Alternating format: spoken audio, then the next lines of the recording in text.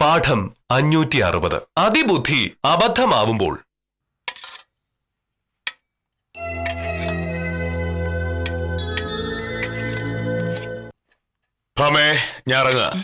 ഇതെന്താ മോനോട്ടെ ഇത്ര നേരത്തെ? മണി 9 ആയുള്ളൂ. ഓഫീസിൽ കുറച്ച് കൂടുതൽ ജോലിയുണ്ട്. ശിശുപാലനോടും കാഞ്ചനയോടും സ്വയംപ്രഭോടും ഒക്കെ കുറച്ച് നേരത്തെ വരാൻ പറഞ്ഞിരിക്കുക. അപ്പോ ഞാൻ വൈകി ചെല്ലുന്നത് ശരിയാണോ? എന്താണ് ഇതിന് മാത്രം പ്രധാനപ്പെട്ട ഒരു പണി? ഭാമേ, ഒരു വില്ലേജ് ഓഫീസർ ആകുമ്പോ പൊതുജനങ്ങളുടെ സേവനത്തിന് വേണ്ടി അങ്ങനെ 100 കൂട്ടം കാര്യങ്ങളുണ്ടാവും. എല്ലാ കാര്യങ്ങളും നടക്കേണ്ട സമയത്ത് നടന്നാലേ അതിന്റെ പ്രയോജനം കിട്ടൂ. അതുകൊണ്ട് ചിലപ്പോ സമയത്ത് ജോലി തീർക്കാനായിട്ട് ഞങ്ങൾ രാവിലെയും വൈകിട്ടും കൂടുതൽ സമയം പണിയെടുത്തുനിന്ന് വരും. ഇതൊക്കെ എന്തായാലും ഈ ഒരു വില്ലേജ് ഓഫീസിലെ നടക്കൂ. മറ്റ് ഓഫീസുകളിൽ 10 മണിക്ക് വരേണ്ടവർ 12 മണിക്കാണ് വരാറുള്ളത്. ഇവിടെ 10 മണിക്ക് എത്തേണ്ടവർ 9:30 എത്തില്ലേ? ഇതിനെയാണ് നമ്മൾ ഉത്തരവാദിത്വ ബോധം എന്ന് പറയുന്നത്. ഇതിനെ തന്നെയാണ് ഉത്തരവാദിത്വ ബോധം എന്ന് പറയുന്നത്. അത് പോട്ടെ. ഇന്നലെ ഞാൻ മോഹനോട് കുറച്ച് സാധനങ്ങൾ വാങ്ങാൻ പറഞ്ഞിരുന്നു. അതൊക്കെ എവിടെ? എന്ത് സാധനം? കുറച്ച് ആപ്പിളോ ഓറഞ്ചോ മുന്തിരിയോ വാങ്ങാനാണ് ഞാൻ പറഞ്ഞത്. ആഹാരത്തിൽ ഇറച്ചിയും മീനും മുട്ടയൊക്കെ കുറയ്ക്കണമെന്നും പറ്റുന്നിടത്തോളം പച്ചക്കറിയിലേക്ക് തിരിയണമെന്നും മോഹനേട്ടൻ തന്നെ പറഞ്ഞപ്പോഴാണ് ഞാൻ പറഞ്ഞത്. ഇറച്ചിയും മീനും ഒന്നും വേണമെന്ന് എനിക്ക് യാതൊരു നിർബന്ധവും ഇല്ല. പച്ചക്കറി ഫ്രൂട്ട്സ് വാങ്ങാന്ന്. കുറച്ച് പച്ചക്കറി മോഹനേട്ടൻ വാങ്ങി, പക്ഷെ പഴങ്ങളൊന്നും കണ്ടില്ല. ഞാൻ പഴങ്ങൾ വാങ്ങാൻ പോയിരുന്നു. പക്ഷെ അവിടെ ചെന്നപ്പോഴാണ് മനസ്സിലായത് അതൊക്കെ കേടുവരാതിരിക്കാനായി പലതരം രാസപദാർത്ഥങ്ങളിൽ മുക്കിയ പഴവർഗ്ഗങ്ങളാണെന്ന്. ഒരൊറ്റ ഈച്ചകൾ പോലും അതിൽ വന്നിരിക്കില്ല. അങ്ങനെയുള്ള പഴങ്ങൾ വാങ്ങി കഴിക്കുന്നതിനേക്കാൾ കുറച്ച് വിഷം വാങ്ങി കഴിക്കുന്നതാണ് നല്ലത്. കൊള്ളാലോ.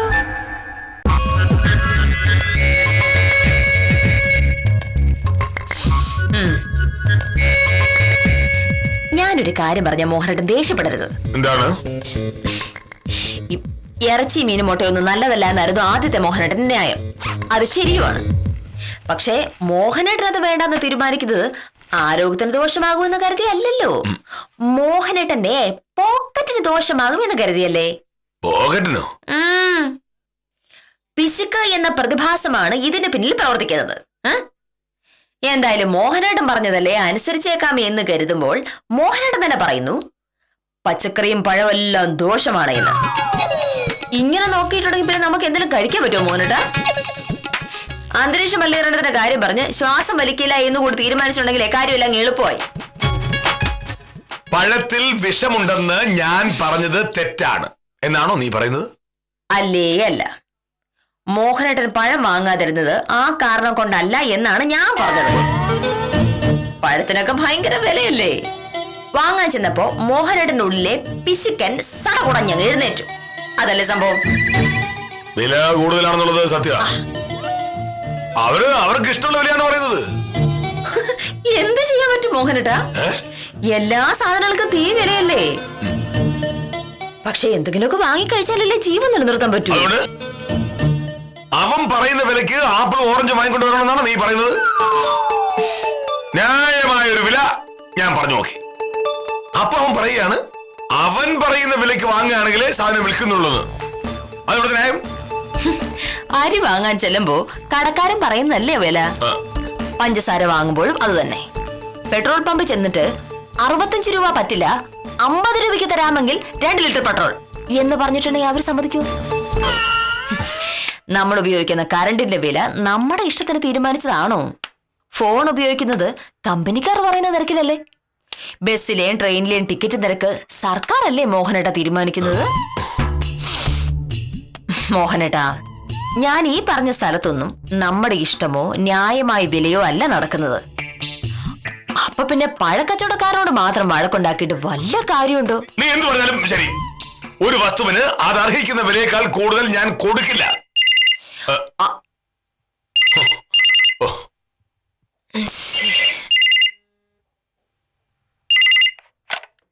ഹലോ, അതെ, കെ മോഹനകൃഷ്ണനാണ്.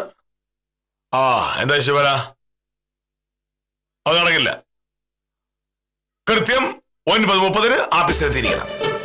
വേറെ പല ആവശ്യങ്ങളും ശിശുപാലൻ ഉണ്ടാവും. പക്ഷേ ഒരു സർക്കാർ ഉദ്യോഗസ്ഥന് ആദ്യത്തെ ആവശ്യം ആ പീസ് കാര്യമാണ്. അത് കഴിഞ്ഞിട്ട് മതി വേറെന്തും. ശിശുപാലിന് രാവിലെ വേറെന്തോ അത്യാവശ്യം ഉണ്ടെന്ന്. അത് എവിടുത്തെ ന്യായം? കേരളത്തിലെ മുഴുവൻ കാര്യങ്ങളിലും ന്യായം അന്യായം തീരുമാനിക്കുന്നത് കാതലോ വില്ലേജ് ഓഫീസറല്ലേ? ശിശുപാൽ ചേട്ടൻ അത് അനുസരിക്കേണ്ട കാര്യമല്ലേ ഉള്ളൂ. അപ്പൊ നമ്മൾ പറഞ്ഞു വന്ന വിഷയത്തിന്റെ ബാക്കി പറയാം. രാസവളവും കീടനാശിനി ഹോർമോണും ഒക്കെ ഉപയോഗിച്ച പച്ചക്കറിയും പഴങ്ങളും കഴിക്കില്ല എന്ന് നമ്മൾ തീരുമാനിച്ചു. ഇറച്ചി മീനും പണ്ടേ ആരോഗ്യത്തിന് ഹാനികരമാണല്ലോ. ഇനിയിപ്പോ നമ്മൾ തന്നെ കൃഷി ആരംഭിക്കില്ലേ വഴിയുള്ളൂ. നമുക്ക് ആവശ്യമുള്ള പച്ചക്കൃഷികൾ നമ്മൾ കൃഷി ചെയ്യുന്നുണ്ടല്ലോ. ഉണ്ട്. കുറച്ചുകൂടെ സ്ഥലത്ത് കൃഷി ചെയ്യാനായി ആ കാട് വെട്ടിത്തെളിക്കാൻ ഒരാളെ ജോലിക്ക് വെക്കണമെന്ന് ഞാൻ മോഹനോട് പറഞ്ഞിരുന്നു. കാര്യം പറഞ്ഞിട്ട് ഒരാഴ്ചയായിട്ടും ആരും വന്നിട്ടില്ല. എങ്ങനെ വരും? ഇന്നലെ ഒരാളോട് വീട്ടിലെ പണിക്ക് വരണമെന്ന് പറഞ്ഞപ്പോ അവൻ പറഞ്ഞ കൂലി കേട്ടാ നീ ബോധം കെടും. 600 രൂപ എന്ന്. 600 രൂപ കൊടുത്ത് ഒരാളെ എങ്ങനെ ജോലിക്ക് വെക്കും? 600 രൂപ അത്ര കൂടുതലൊന്നും അല്ല. ഈ കാലത്ത് ഒരു ജോലിക്കാരനെ കിട്ടണമെങ്കിൽ അത്ര കൊടുക്കണ്ടേ? അങ്ങനെയുള്ള ജോലിക്കാരൻ ഇവിടെ വേണ്ട. ജോലിയുടെ സ്വഭാവവും അതിനാവശ്യമായ സമയവും വെച്ച് എത്ര കൂലി കൊടുക്കണം എന്ന് തീരുമാനിക്കുന്നത് നമ്മളല്ലേ. അല്ലാതെ ജോലിക്ക് വരുന്നവർ അവരുടെ ഇഷ്ടത്തിന് കൂലി പറഞ്ഞാലോ? ഭാമേ, ഞാൻ ഒരു സർക്കാർ ഉദ്യോഗസ്ഥനാണ്, ഒരു തൊഴിലാളിയുമാണ്. എന്റെ ശമ്പളം ഞാൻ തീരുമാനിച്ചാണോ? അല്ല, സർക്കാരല്ലേ തീരുമാനിച്ചിരിക്കുന്നത്. അടുത്ത മാസം മുതൽ എനിക്ക് 50,000 രൂപ ശമ്പളം കിട്ടണമെന്ന് ഞാൻ പറഞ്ഞാൽ അത് നടക്കുവോ? ഇല്ല. അതുകൊണ്ട് കൂലി എത്രയാണെന്ന് തീരുമാനിക്കുന്നത് തൊഴിലാളിയല്ല, തൊഴിലുടമയാണ്. പിന്നെന്തിനാണ് നിങ്ങൾ സർക്കാർ ഉദ്യോഗസ്ഥന്മാര് എല്ലാ വർഷവും ശമ്പളം കൂട്ടിക്കിട്ടണം എന്ന് പറഞ്ഞ് സമരം ചെയ്യുന്നതും പണിമുടക്കുന്നതും? സർക്കാർ തരുന്നത് കൈനീട്ടി വാങ്ങി വീട്ടിൽ പോയിരുന്ന പോരെ? ആ, ഉത്തമം വന്നതുകൊണ്ട് ഞാനിപ്പോ ഇതിനുള്ള മറുപടി പറയുന്നില്ല. അത് മാത്രമല്ല, എനിക്ക് കൃത്യം 9:30 വില്ലേജ് ഓഫീസ് എത്താൻ വേണം. വക്കീലേ, നമസ്കാരം.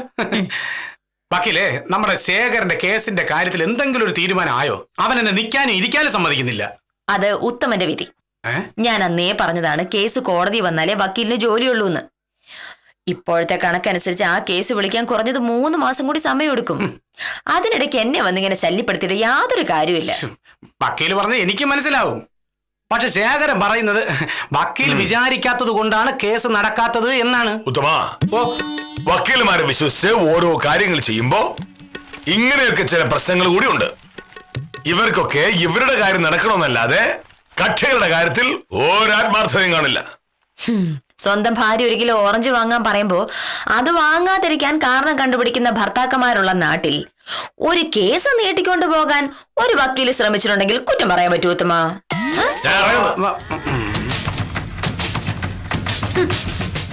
എന്തോ തർക്കം ഉണ്ടായിട്ടുണ്ടല്ലോ വക്കീലെ, എന്ത് പ്രശ്നം? ഒന്നുമില്ല ഉത്തമ. വൈകിട്ട് കഴിക്കാൻ കുറച്ച് ഓറഞ്ചും ആപ്പിളും ഒക്കെ വാങ്ങിക്കൊണ്ട് വരുവാൻ ഞാൻ ഇന്നലെ പറഞ്ഞിരുന്നു. മോഹനേട്ടൻ അത് വാങ്ങിയില്ല. എന്താ വാങ്ങാത്തതെന്ന് ചോദിച്ചപ്പോൾ കടക്കാരന് മര്യാദയില്ല, അവൻ മോഹനേട്ടനോട് എന്തോ വൃത്തിയായിട്ട് പറഞ്ഞു, എന്തൊക്കെയാണ് പറയുന്നത്. വക്കീലേ, സംഭവം എനിക്ക് മനസ്സിലായി. ഇന്നലെ ഇക്കാര്യം സാർ എന്റെ അടുത്ത് പറഞ്ഞതാണ്. സാറ് പറഞ്ഞത് വെച്ചാണെന്നുണ്ടെങ്കിൽ വേലായുധം മര്യാദകേട് കാണിച്ചില്ല എന്ന് മാത്രമല്ല ഒരുപാട് ക്ഷമിക്കുകയും ചെയ്തു. അതെന്താ സംഭവം? സാറ് പറഞ്ഞത് എനിക്കറിയാവൂ. ഇന്നലെ വൈകിട്ട് ഞാൻ സാറിനെ വഴി വെച്ച് കണ്ടു. ഉത്തമ, ആ ജംഗ്ഷനിൽ പഴവും പച്ചക്കറിയും വിൽക്കുന്ന വേലായുധനല്ലേ? വേലായുധൻ. അവൻ ഭയങ്കര അഹങ്കാരിയാ. ഞാൻ അവന്റെ കടയിൽ ചെന്ന് ആപ്പിളിന്റെയും ഓറഞ്ചിന്റെയും വില ചോദിച്ചു. അവൻ പറഞ്ഞു ആപ്പിളിന് കിലോയ്ക്ക് 60 രൂപ വേണമെന്ന്.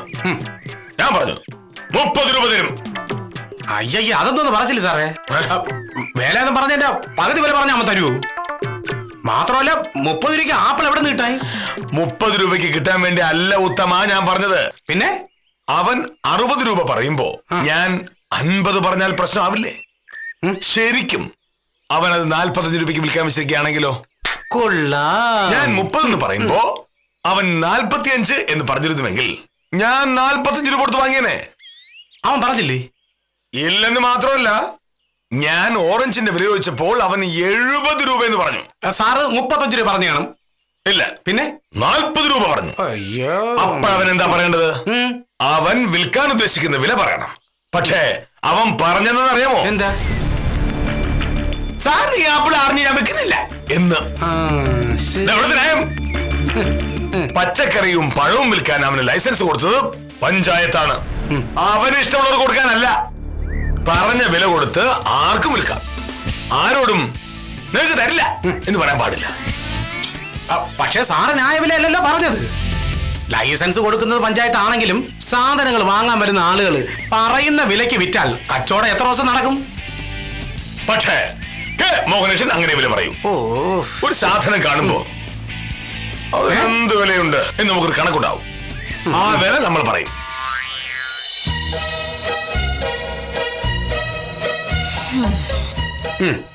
വക്കീലെ, വേലായുധൻ എനിക്ക് വർഷങ്ങളായിട്ട് അറിയാം. ആരോടും അങ്ങനെ ദേഷ്യപ്പെടുകയോ അനാവശ്യം വിളിച്ചു പറയുകയോ ചെയ്യുന്ന ആളെ അല്ല.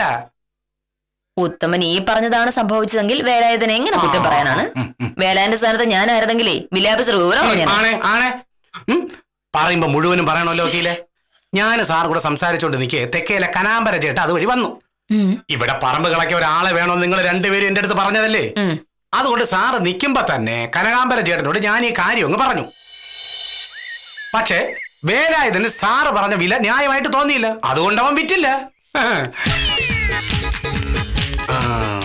സാറേ, സാറ് പറഞ്ഞില്ലേ ഒരാളെ വേണമെന്ന് പറമ്പ് കളയ്ക്കാനും വളവിടാനും ഒക്കെ. ആ വരുന്ന കനകാമ്പരം ചേട്ടൻ ബെസ്റ്റാ. നല്ല മനുഷ്യനാ, എല്ലുമുറിയെ പണിയെടുക്കും, മാന്യമായ പെരുമാറ്റം. സത്യം പറഞ്ഞ മോഹനേഷ് സാറിന്റെ വീട്ടിൽ ജോലി ചെയ്യാൻ ഇതിനേക്കാൾ യോഗ്യതയുള്ള മറ്റൊരാളില്ല. കനകാമ്പരം ചേട്ടൻ എന്തൊക്കെയുണ്ട് വിശേഷം? നമുക്ക് എന്ത് വിശേഷം ഉത്തമ, അങ്ങനെ അങ്ങ് ജീവിച്ചു പോന്നു. അതെ, മോഹനേഷ് സാറിന്റെ വീട്ടിൽ കുറച്ച് ജോലിയുണ്ട്. പറമ്പ് കളയ്ക്കണം, കുറച്ച് പച്ചക്കറി നടണം, വളമിടണം, അങ്ങനെ കുറെ പരിപാടികളുണ്ട്. കനകാമ്പരം ചേട്ടൻ പോകൂ. നമുക്കിപ്പോ അങ്ങനെ വല്ലതും ഉണ്ടോ ഉത്തമ? ആര് കൂലി തരുന്നോ അവരുടെ ജോലി ചെയ്യും. നമസ്കാരം. നമസ്കാരം. എത്രയാണ് കാക്ഷിക്കുന്ന കൂലി? മുഴുവൻ ദിവസ കൂലി 600 രൂപ. മുഴുവൻ ദിവസം എന്ന് പറയുമ്പോ 24 മണിക്കൂറും? അല്ല, രാവിലെ 8-ന് വരും, വൈകിട്ട് 5-ന് പോവും, ഉച്ചയ്ക്ക് 1 മണിക്കൂർ വിശ്രമം. അതായത് ഒരു ദിവസം ആകെ ജോലി ചെയ്യുന്നത് 8 മണിക്കൂർ. അതിനാണ് 600 രൂപ. അല്ല സാറേ, ഇപ്പൊ നാട്ടിലുള്ള കൂലി അതാണ്. എന്താണ് പറഞ്ഞു? എന്റെ വീട്ടിലെ ഒരു ദിവസത്തെ ജോലി ചെയ്യാൻ 250 രൂപ കൊടുക്കും. അതിനുള്ള ജോലിയേ ഉള്ളൂ. എത്രയാ? 250 രൂപ. രാവിലെയും വൈകിട്ടും ഒരു ചായയും തരും. ഉത്തമ, മോഹനേഷ് സാർ അറുത്ത കൈക്ക് ഉപ്പ് കഴിക്കാത്ത പിശുക്കനാണെന്ന് നാട്ടുകാർ പറഞ്ഞ് ഞാൻ കേട്ടിട്ടുണ്ട്. അല്ല സാറേ, അത് സത്യമാണെങ്കിൽ ഇപ്പൊ സാർ മൈൻഡ് ചെയ്യണ്ട. പക്ഷേ ഇത്രയ്ക്ക് പിശുക്കുണ്ടാവും കരുതിയില്ല. സാറിന്റെ വീട്ടിലെ ജോലി എനിക്ക് വേണ്ട. 150 കൂലി. ഒരു വില്ലേജ് എപ്പിസോഡ് ഇങ്ങനെയാണ് സംസാരിക്കുന്നത്. 250 രൂപ സാറ് പറഞ്ഞപ്പോ കനാമ്പരം ചേട്ടൻ അത്രയല്ലേ പറഞ്ഞുള്ളൂ. വേറെ ആരെങ്കിലും ആയിരുന്നെങ്കിൽ നമ്മാട്ടി അടുത്ത് മണ്ട അടിച്ച് കീറിയാ. അല്ല സാർ, അയാളെ മണ്ട അടിച്ച് കീറണമെന്ന് അഹങ്കാരി. ഞാൻ പറഞ്ഞത് കുറഞ്ഞു പോയെങ്കിൽ അയാൾ വേറൊരു തുക പറയണമായിരുന്നു. ഞാൻ 600 സമ്മതിച്ചു എന്ന് കരുതുക. അയാൾ 500 കിട്ടിയാലും വരാൻ തയ്യാറായിരുന്നു എങ്കിലോ? വില പേശുമ്പോ നമ്മൾ വളരെ താഴെ തുടങ്ങണം. എന്നാൽ മാത്രമേ നമുക്ക് അതിന്റെ ഗുണം കിട്ടൂ.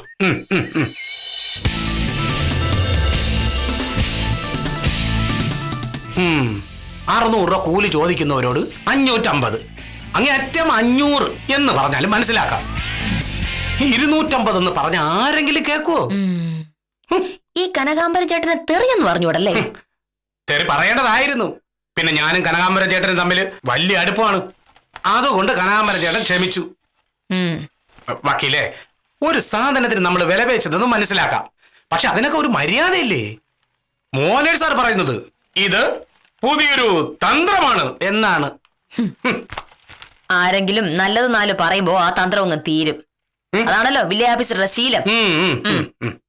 എന്റെ പൊന്ന് ചന്ദ്രൻകുട്ടി, ഞാൻ ഇന്നലെ ഒരു സൈക്കിളിന്റെ കാര്യം നിന്നോട് പറഞ്ഞു എന്നുള്ളത് നേരാ. പക്ഷെ എനിക്കിപ്പോ സൈക്കിളിന്റെ ആവശ്യമില്ല. എന്ന് പറഞ്ഞാൽ എങ്ങനെ ശിശുവാന സാറേ? സാർ ഒരാൾ പറഞ്ഞോണ്ടല്ലേ 5-6 കിലോമീറ്റർ സൈക്കിളും ചവിട്ടി ഞാനിവിടെ വന്നത്. നിങ്ങൾ കേക്ക്, ഇന്നലെ വൈകിട്ട് കീർത്തി ബാറിലിരുന്ന് ഒരു പെഗ് കഴിക്കായിരുന്നു ഞാൻ. അപ്പോഴാ ശിശുപാല സാർ പറയുന്നത് രാവിലെ 5-6 കിലോമീറ്റർ സൈക്കിൾ ചവിട്ടുന്നത് ശരീരത്തിന് വളരെ നല്ലതാണ്. എന്റെ പ്രൊഫസറെ, സംഭവിച്ചെന്താണെന്ന് ഞാൻ പറയാം. എനിക്കിത്തിരി കൊളസ്ട്രോൾ ഉണ്ടെന്ന് ഇന്നലെ പറഞ്ഞപ്പോ മോഹനേഷ് സാർ പറഞ്ഞില്ലേ, രാവിലെ നടക്കുകയോ സൈക്കിൾ കിട്ടുകയോ ചെയ്താൽ കുറയുമെന്ന്. ആരെ ചെന്ന് 2 അടിച്ചപ്പോ എനിക്കത് ഓർമ്മ വന്നു. ചന്ദ്രൻകുട്ടിയോട് അറിയാതെ ഒന്ന് പറയുകയും ചെയ്തു. ഇപ്പോ സൈക്കിൾ വാങ്ങിക്കാനുള്ള കാശൊന്നും എന്റെ കയ്യിലില്ല. ഒരുപാട് കാശൊന്നും വേണ്ട സാറേ. 1750 രൂപ തന്നു കഴിഞ്ഞാൽ ഈ സൈക്കിൾ ഞാൻ സാറിനങ്ങ് തരും. എനിക്ക് വേണ്ടെന്ന്. ശിശുപാലൻ ചേട്ടാ, ദേ മോഹനേഷ് സാർ.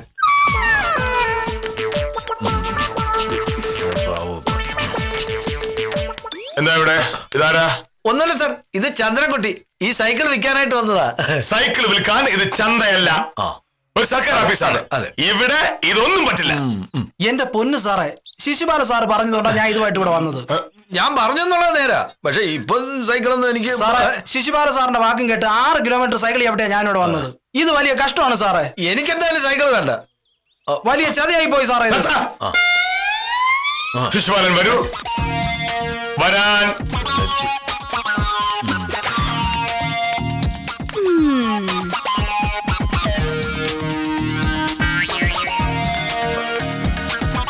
ശിശുപാല, നമ്മൾ രണ്ടുപേരും സർക്കാർ ഉദ്യോഗസ്ഥന്മാരാണ്. ഒരു സർക്കാർ ഉദ്യോഗസ്ഥന്റെ ഏറ്റവും വലിയ കൈമുതൽ അയാളുടെ സൽപ്പേരാണ്. ശിശുപാലൻ ബാർ കയറി കുടിക്കാൻ പോയപ്പോ തന്നെ സൽപ്പേര് കുറച്ചങ്ങ് പോയി. അവിടെ ചെന്ന് കുടിച്ച് ബോധമില്ലാതെ ഓരോ വാക്കും കൂടി കൊടുത്തപ്പോ ബാക്കി. എന്റെ സാറേ, ഇതിപ്പോ അത്ര വലിയ പ്രശ്നമൊന്നും അല്ല സാർ. ചന്ദ്രൻകുട്ടിയെ ഞാൻ പറഞ്ഞു വിട്ടോളാം. ശിശുപാലൻ അങ്ങനെ പറഞ്ഞു വിട്ടാൽ ചന്ദ്രൻകുട്ടി പോകുമായിരിക്കും. പക്ഷേ അയാൾ പോകുന്ന വഴി പറയുന്നത് എന്താണ്? വില്ലേജ് ഓഫീസിലുള്ളവർ വാക്കിന് വിലയില്ലാത്തവരാണ് എന്ന്.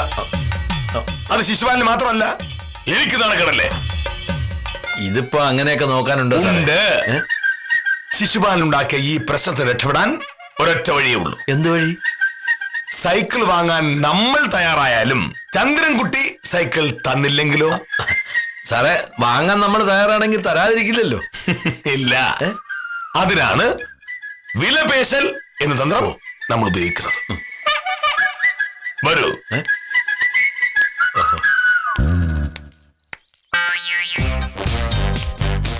ശിശുപാലന് സൈക്കിൾ വേണ്ട എന്ന് പറഞ്ഞത് കയ്യിൽ പൈസ ഇല്ലാത്തത് കൊണ്ടാണ്.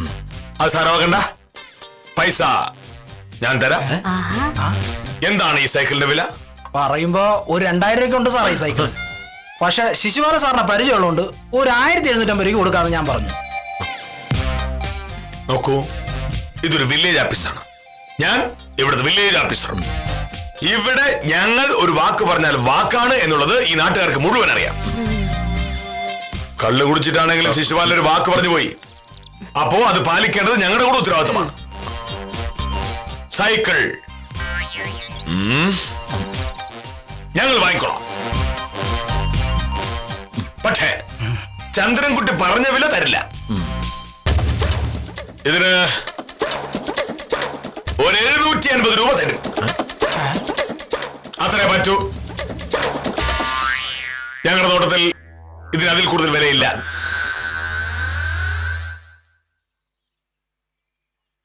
മതി സാറേ, തന്നേക്ക്. ഏതായാലും ഇവിടം വരെ വന്നതല്ലേ, ഇനി തിരിച്ചു കൊണ്ടുപോകുന്നവരും നടക്കൂല. 750 സാർ തന്നേക്ക്. ശിശുപാല, 750 രൂപയ്ക്ക് ഈ സൈക്കിൾ വാങ്ങിച്ചോളൂ. എനിക്ക് സൈക്കിൾ ആവശ്യമില്ല, ഞാൻ സാറിനോട് പറഞ്ഞതല്ലേ. പിന്നെ എനിക്കാണ് ആവശ്യം. എനിക്ക് തന്നെ സൈക്കിൾ. സാറല്ലേ പറഞ്ഞത്, സാർ വാക്ക് പറഞ്ഞ വാക്കാണെന്ന്. സാർ പറഞ്ഞ വിലയും ഞാൻ സമ്മതിച്ചു. ഇനി സാർ വാങ്ങിയേ പറ്റൂ. അത് സൈക്കിളിന്റെ ആവശ്യം എനിക്കില്ലല്ലോ. എനിക്ക് തീരെ ആവശ്യമില്ല. അത് ഞാൻ ചന്ദ്രൻകുട്ടിയോട് പറഞ്ഞതാ. അപ്പൊ സാറല്ലേ വന്ന് വില പറഞ്ഞത്. ശിശുപാല, ഹലോ, അതെ, അതെയോ? എന്നിട്ട് എന്റെ ഈശ്വരിക്ക് മനുഷ്യനെ കൂടി ഞാൻ തോറ്റു. എന്നിട്ട് ആളിപ്പോ എവിടെയുണ്ട്? ഇങ്ങോട്ടോ? ശരി, ഇങ്ങനെ നാണം കെടുത്തി അടങ്ങും.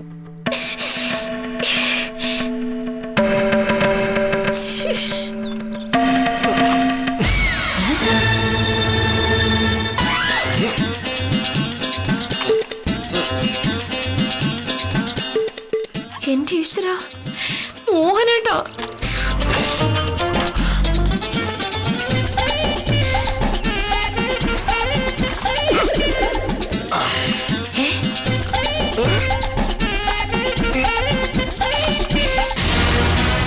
ഈ മനുഷ്യന്റെ തലയ്ക്ക് വരെ സുഖമുണ്ടോ?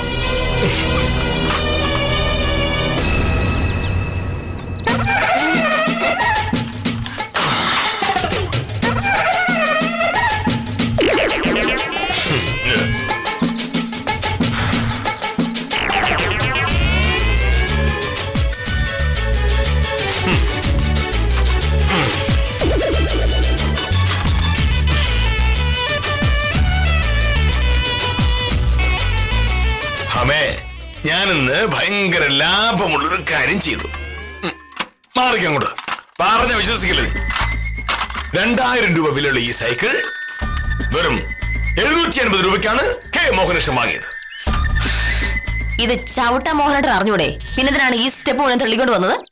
അതിനെ റോഡിലൂടെ അത്രയും ചുറ്റാതെ എളുപ്പത്തിലേക്ക് പോരാല്ലോ, അതുകൊണ്ട്.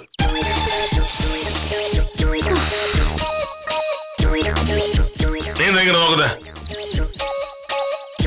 ശരിക്കും മോഹനേട്ടന് ഭ്രാന്തുണ്ടോ? അതാ നീ അങ്ങനെ പറയുന്നേ? പിന്നെ ഈ കാലത്ത് സൈക്കിൾ ഉള്ളതല്ല, എവിടെയെങ്കിലും പെട്ടെന്ന് പോണെന്ന് തോന്നി എന്ത് ചെയ്യും? സാധാരണ മനുഷ്യന്മാര് ഓട്ടോയോ കാറോ പിടിക്കും. കാശുള്ളവര് സ്വന്തമായിട്ട് സ്കൂട്ടറെങ്കിലും വാങ്ങും. പക്ഷേ മോട്ടോർ വാഹനങ്ങൾ അന്തരീക്ഷ മലിനീകരണം ഉണ്ടാക്കുമല്ലോ. ഇതാവുമ്പോ യാതൊരു തരത്തിലുള്ള മലിനീകരണവുമില്ല. സൈക്കിൾ ചവിട്ടുന്നത് ആരോഗ്യത്തിന് നല്ലതാണ്. വില്ലേപ്പിൽ സംഭവിച്ചൊക്കെ ഞാൻ അറിഞ്ഞു.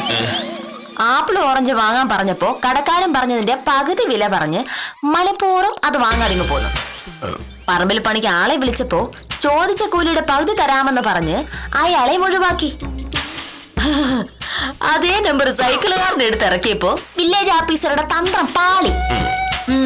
അവരെല്ലാത്തിനും കാരണം ശിശുപാലനെ സഹായിക്കാൻ നോക്കിയപ്പോ ശിശുപാലൻ കാല് മാറിക്കളഞ്ഞു.